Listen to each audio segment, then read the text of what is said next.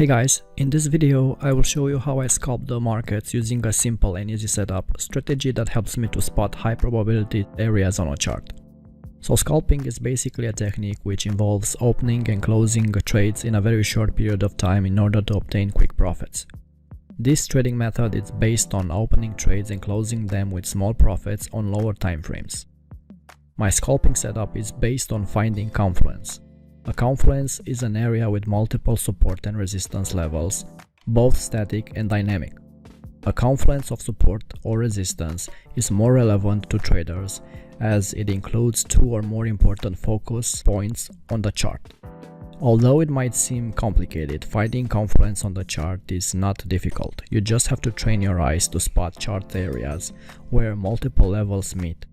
Finding confluence on your charts is very important for scalping because these areas offer high probability trading opportunities.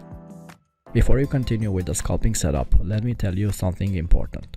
Finding confluence is quite subjective and is dependent on the trader's skill, experience and tools used on the chart.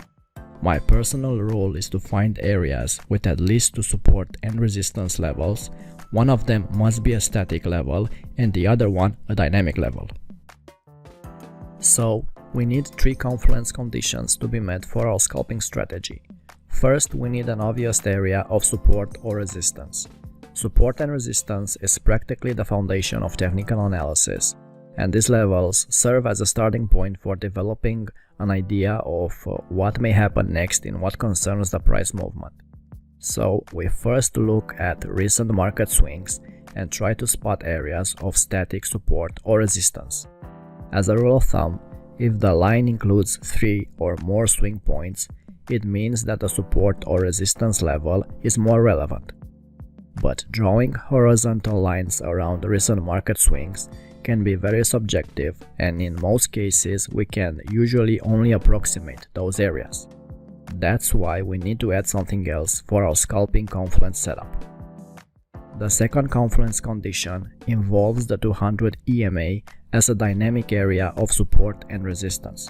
I prefer to add the 200 EMA because, as a dynamic area of support and resistance level, is constantly changing depending on recent price action.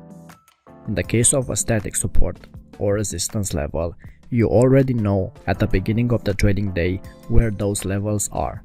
You know in advance where the possible areas of interest are located on the chart.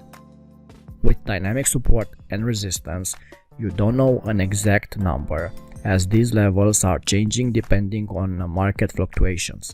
This is a good thing for our scalping setup because we can use both static and dynamic levels in our advantage. So we add the 200 EMA and start searching for areas of confluence between the dynamic support and resistance and the static support and resistance. Our third component in our scalping setup is the stochastic, used to pinpoint market entries. The stochastic oscillator will help us to spot divergences on the chart. If you are not familiar with divergences, a divergence occurs when the price forms a lower low while the stochastic forms a higher low, indicating a possible buy, or when prices form a higher high and the oscillator forms a lower high, indicating a possible sell. A divergence occurs when the price action is different from the action of the stochastic oscillator. When a divergence occurs, a potential change in price direction could be on the cards. So, now we have the full setup. We are looking for confluence of dynamic and static support and resistance levels, respectively recent market swings and 200 EMA, and we pull the trigger if we spot a divergence on the stochastic oscillator. Let's see this scalping strategy in action. In this chart, we see this level of static support and resistance. And here is the confluence area with the 200 EMA, the dynamic support and resistance indicator. So we have this potential area, but we cannot enter the market blindly. We need to confirm it with the stochastic. We have a regular divergence, and we also have a hidden divergence, which is a more powerful setup. All our conditions were met, so after the crossover of the stochastic lines, we can enter long on the market. Because we trade based on confluence, the stop loss order would be placed below the confluence area. The profit target depends on your trading style and risk aversion. You could aim for a 2-to-1 ratio, or put your stop to break even once in profit and ride a risk-free trade. Here's the same setup. We have a confluence area between the recent market swings and the 200 EMA, and the divergence on a stochastic oscillator. If you incorporate also some price action techniques, the scalping setup will become even more powerful. Look at the flag pattern developed, which is another confirmation that a long position was the only alternative and short positions were out of the question. Here we have a short scalping trade. We have a clear resistance area right around here. The 200 EMA serves as a dynamic area of support and resistance. And around here we have our confluence area. We have a hidden divergence on the stochastic.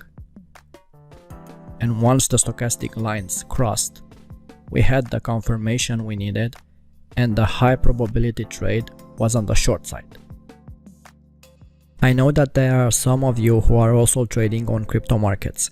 I personally don't trade cryptocurrencies because I prefer to understand the fundamentals behind the market before I decide to put my money on it.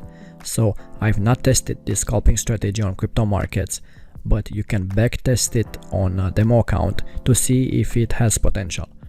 On this Bitcoin chart, I found the confluence pattern and the stochastic entry here, but I am not familiar with the spreads on crypto markets, so I cannot tell for sure if you can profit from it in the long run. Why I am talking about the spreads? Because of the nature of the scalping, you need to trade only the instruments with the lowest spreads. As a scalper, by default, you'll use lower stop losses, aiming for small profits. The higher the spread, the lower your stop loss will become. I personally never scalp an instrument that has a spread higher than 2 points, because the risk-reward ratio is not worth it. Like I said before, scalping may seem easy, but it's not.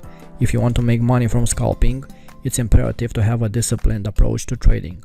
Keep your price charts clean without plotting a lot of indicators, and focus also on reading and understanding the price in order to increase your chances to scalp the right way. If you got any value from this, please consider subscribing to our channel, share and like this video, as it will help us a lot in the future. Until next time.